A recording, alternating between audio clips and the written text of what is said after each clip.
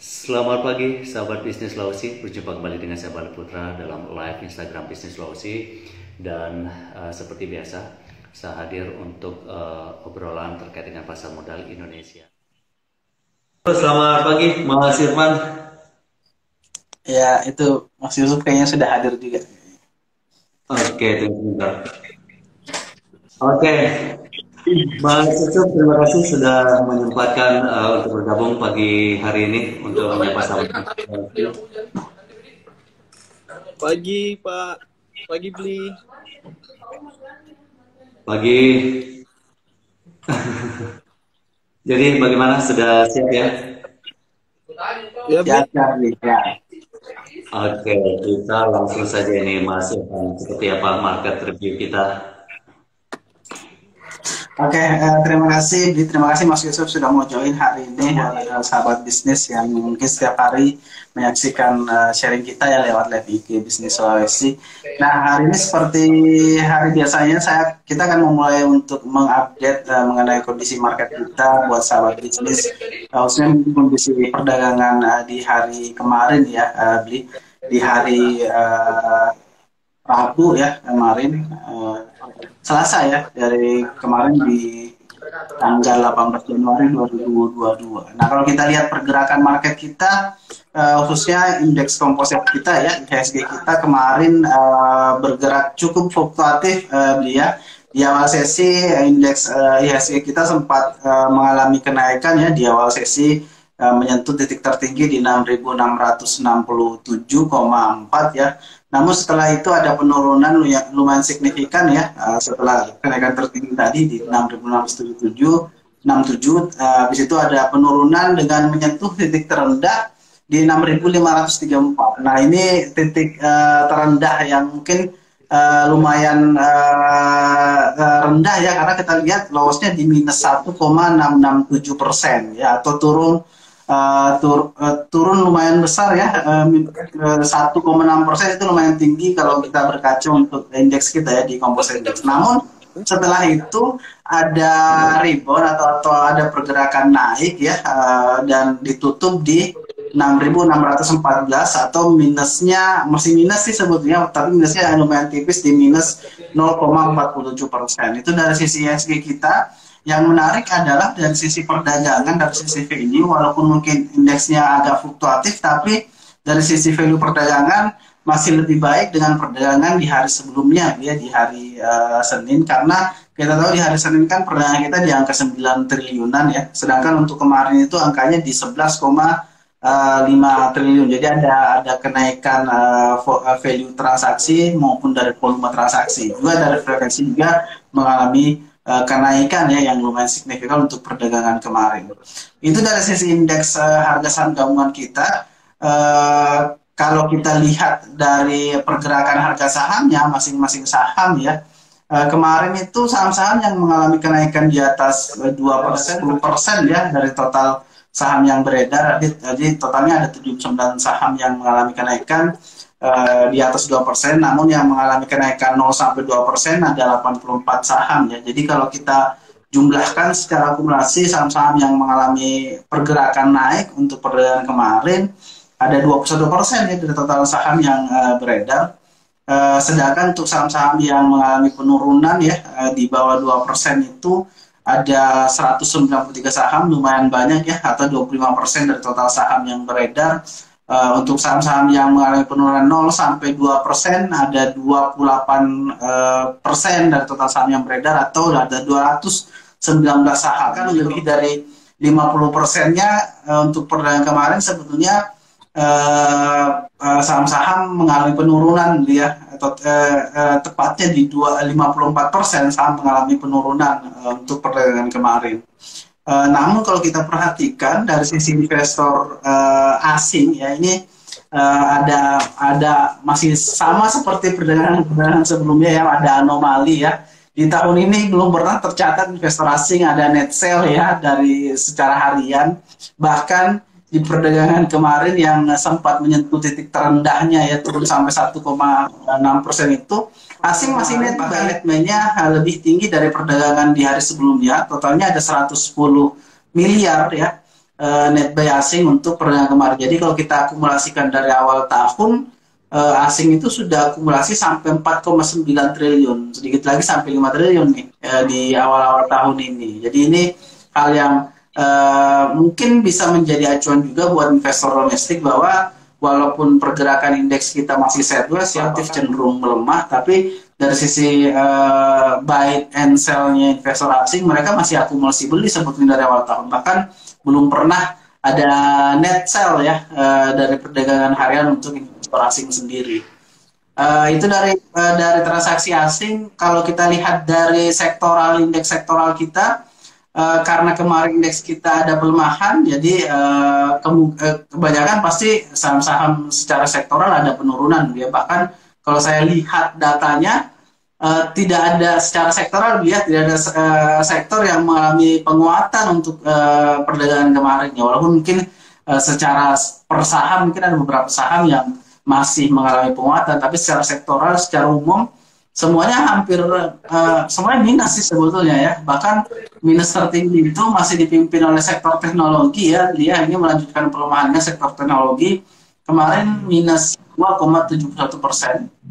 Terus salah satu yang tertinggi juga adalah sektor transportation dan logistik ya.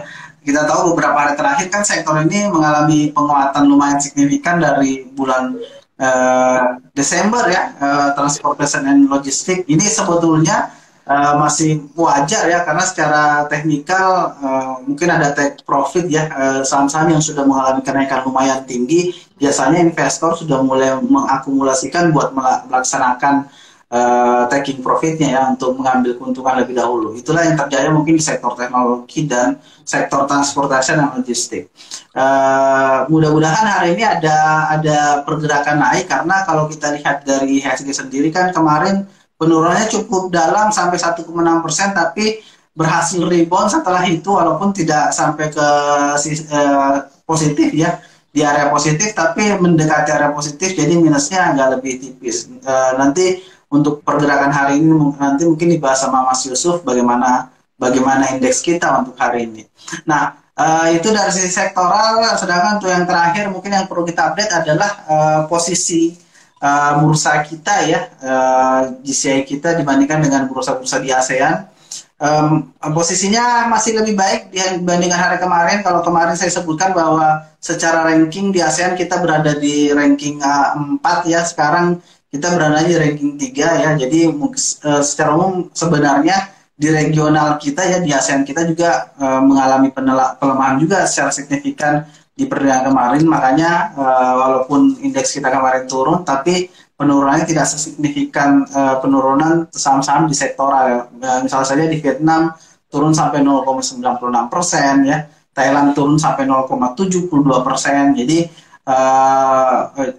di secara ASEAN peringkat kita masih lebih baik sebetulnya dari bursa ASEAN ya. Jadi ini merupakan indikasi bahwa masih menarik sebetulnya saham-saham yang ada di bursa kita ya, buat dicermati oleh investor maupun trader baik di domestik maupun investor-investor asing. Mungkin seperti itu update-nya dulu Beli ya, nanti kita bahas lebih lanjut dengan Mas Yusuf perkembangannya untuk market kita hari ini. Oke, terima kasih Mas Irfan, Mas Yusuf. Misalnya kita mengacu ke hari Senin ya, di mana indeks harga saham gabungan kita juga mengalami koreksi di situ.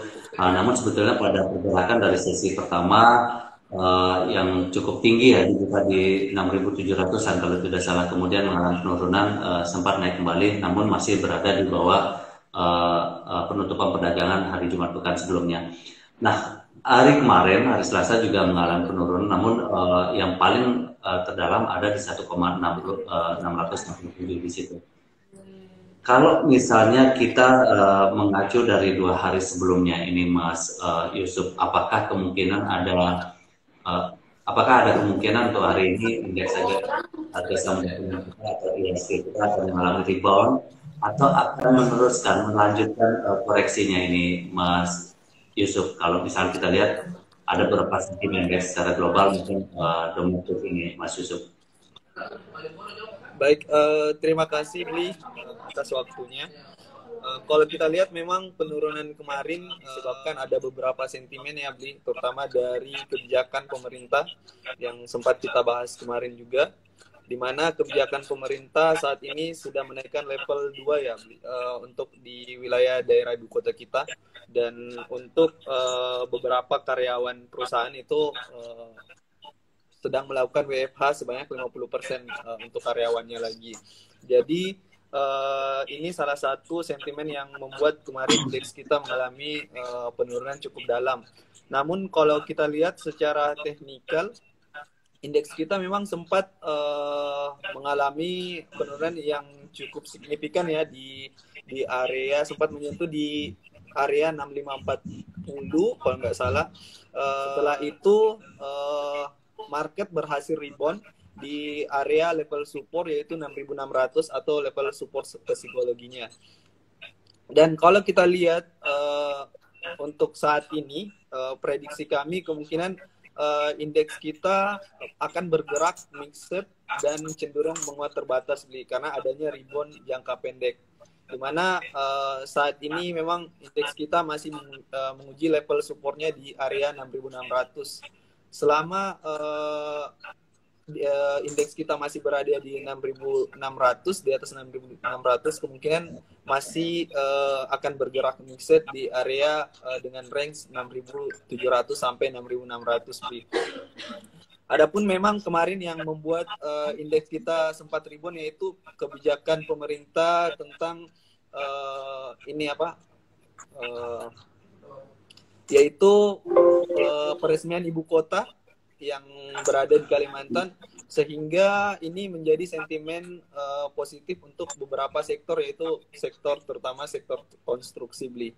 Dan kalau kita lihat memang kemarin beberapa sektor konstruksi itu sempat mengalami auto reject bawah atau auto reject batas bawah, dan pada saat pembubar harga beberapa saham sektor itu mulai naik lagi beli. Jadi memang kalau untuk saat ini indeks kita memang cukup fluktuatif ya pergerakannya, karena apalagi di tadi malam sih kalau kita lihat indeks global cukup ini ya, penurunannya cukup signifikan juga karena adanya beberapa kebijakan The Fed juga yang masih dikhawatirkan cenderung hawkish, dan adanya beberapa juga investor kekhawatiran yaitu tentang Omicron ini beli. Saya kira itu saja dulu. Oke, kalau misalnya sentimen terkait dengan kebijakan pemerintah ada meningkatkan level 2 ya beberapa wilayah terkait dengan kasus Omicron ini. Nah, otomatis saat ini kan masih berlangsung itu kebijakan. Nah, kalau kemarin juga ada sentimen positif dari pemerintah di mana ada keputusan terkait dengan ibu kota baru ya yang di Kalimantan, itu juga berimbas kepada beberapa sektor, termasuk diantaranya ada sektor konstruksi, kemudian infrastruktur pasti ya juga ya. Nah, kira-kira seperti yang disampaikan oleh Mas Irfan ini, Mas Yusuf, ada sekitar 21% saham pada perdagangan kemarin itu yang mengalami pertumbuhan baik dari 0,0% sampai 2% atau yang di atas 2%. Nah, kira-kira untuk hari ini yang mengalami kenaikan-kenaikan itu apakah masih terus berlanjut atau seperti apa nih, Mas Yusuf? Nah, dan saham-saham apa yang wajib dicermati ini oleh para pelaku pasar kita? Baik, ini ada beberapa rekomendasi dari analis kami untuk yang bisa dipantau untuk saham hari ini, yaitu ada PTBA, buy on weakness, bisa yaitu trade dengan trading range-nya di area 2690 sampai 2900. Terus ada Medco, yaitu buy on reversal dengan trading range 458 sampai 492, dan ada Wood, buy on weakness dengan trading range-nya itu 830 sampai 880. Adapun rekomendasi sell kita hari ini yaitu SRTG, sell dengan trading range 2590 sampai 2860, dan CENT yaitu sell dengan trading range 185 sampai 220.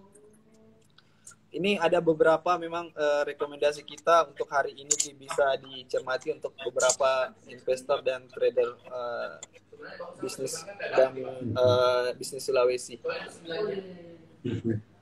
Oke, kalau misalnya kita lihat ini dari investor asing ini, Mas Yusuf kan kemarin masih mencatatkan net buy sekitar 110 miliar, mengalami pertumbuhan dibandingkan dengan sehari sebelumnya yang sekitar 80-an ya kalau tidak salah. Nah, kalau mereka ini saham-saham apa saja yang notabene menjadi pantauan mereka sejauh ini, Mas Yusuf? Ya, kalau kita lihat dari net sell asing, net buy asing dalam beberapa minggu terakhir ini, memang asing itu cenderung rata-rata membeli ke saham-saham blue chip. Jadi biasanya kalau misalnya market kita lagi mengalami cooling down atau mengalami penurunan, biasanya mereka mengambil kesempatan untuk melakukan akumulasi buy. Dan seperti yang kita lihat dalam beberapa minggu kemarin, memang yang banyak dilakukan pembelian dari asing itu yaitu saham-saham blue chip, terutama ke perbankan, di mana kalau kita lihat di situ ada BCA, BRI, dan memang penopang indeks kita saat ini memang di sektor perbankan, Bli. Dan kalau kita lihat memang untuk di sektor perbankan ini mungkin cukup menguntungkan untuk para investor jika memang ingin melakukan pembelian secara jangka panjang. Oke. Kalau Mas Irfan sendiri seperti apa nih melihat kalau misalnya kita berbicara masalah sentimen ini, Mas Irfan, baik secara global maupun secara domestik. Nah, kalau misalnya sentimen dari dalam negeri sendiri kan kita sudah lihat seperti yang disampaikan Mas Yusuf tadi, ada kebijakan peningkatan level PPKM di beberapa wilayah terkait dengan peningkatan kasus COVID-19. Salah satunya yang varian terbaru yaitu Omicron. Kemudian ada juga kebijakan pemerintah yang menentukan ibu kota baru untuk di Kalimantan. Nah, selain itu kira-kira sentimen apa lagi yang wajib untuk diwaspadai atau dicermati ini, Mas Irfan? Secara jangka pendek, mungkin sentimen-sentimen yang disebutkan oleh Mas Yusuf sebetulnya juga sangat mempengaruhi market kita, karena kan investor juga sangat memperhatikan sentimen-sentimen tersebut. Termasuk kalau kita lihat kan setiap hari, khususnya para trader juga memperhatikan perkembangan bursa di Wall Street, ya, bagaimana perkembangan indeks. Nah, kalau kita lihat sebetulnya secara harian, khususnya mungkin hari ini ya, kemarin ya, perdagangan kemarin di US ya, di Wall Street agak cukup melemah ya. Ini juga menggambarkan bagaimana perkembangan market kita yang lumayan melemah untuk perdagangan kemarin, karena kita tahu bahwa investor juga sangat memperhatikan perkembangan di sana. Apalagi disampaikan tadi oleh Mas Yusuf bahwa kebijakan The Fed ya yang masih hawkish ya, masih agresif ya untuk tahun ini buat menaikkan suku bunga. Ini juga cukup diperhatikan oleh investor kita. Cuma mungkin yang perlu diperhatikan juga ya sahabat bisnis dan juga teman-teman yang jadi yang investor pemula juga ya adalah walaupun misalnya ada beberapa sentimen negatif,